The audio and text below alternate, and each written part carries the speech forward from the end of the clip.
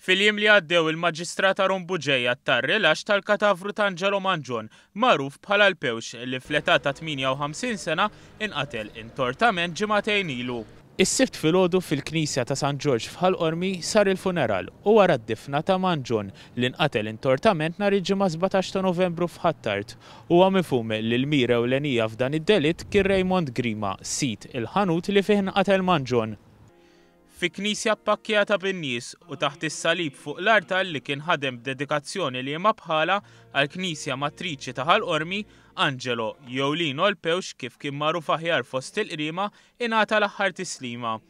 Fl-omelija l-Arċipriet tal-Parroċċja ta' Ħalqormi Dum Mario Mangion qal li Lino ser jibqa' mfakkar għas-sehem kbir tiegħu fil-parroċċa, b'mod partikolari fil-purċissjoni tal-Ġimgħa l-Kbira u anke fil-festa ta' San George fejn huwa kien membru tal-Għaqda tan-nhar 23 ta' April.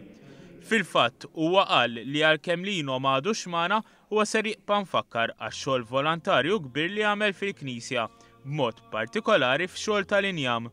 Iżda aktar minn hekk il-Pewx ser jibqa' mfakkar għall-għajnuna kbira li kien jagħti b'mod partikolari lil dawk ta' madwaru. Dum Mangion qal li Lino safa maqtul bl-ħtija għalhekk talab sabiex il-persuna li għamlet dallat makabru iddur lejn Alla ħalli jaħfrilha u ma terġax tagħmel att bħal dan. Għall-qudiesa preżenti katavri attendiet ukoll il-President ta' Malta Mary Louise Colero Preca kif ukoll numru ta' deputati parlamentari. Intant l-investigazzjonijiet brabta ma' dan id-delitt għadhom għaddejjin. Sorsi qrib l-investigazzjonijiet qalu ma' One News li l-Pulizija għadha ma tistax tkellem lil Raymond Grima, it-tapizzar li ntlaqat minn 3 tieri f'żaqqu fuq ix-xena tad-delitt. Dan għaliex għadu mitluf minn sensieħ fit-taqsima tal-kura intensiva fl-Isptar Mater Dei. Is-suspettat ewlieni brabta ma' dan il-każ jinsab fuq il-police bail hekk kif l-istess sorsi qalu li għadhom ma sabux provi biżżejjed sabiex dan jitressaq il-qorti.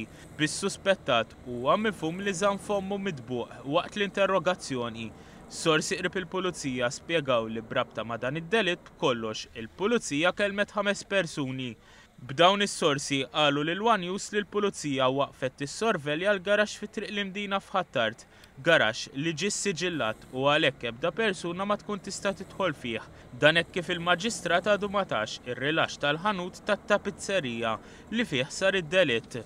L-investigazzjonijiet brabta ma' dan il-każ qed jitmexxew mid-Dipartiment tal-Investigazzjonijiet Kriminali flimkien mal-Pulizija ta' 8 Distrett.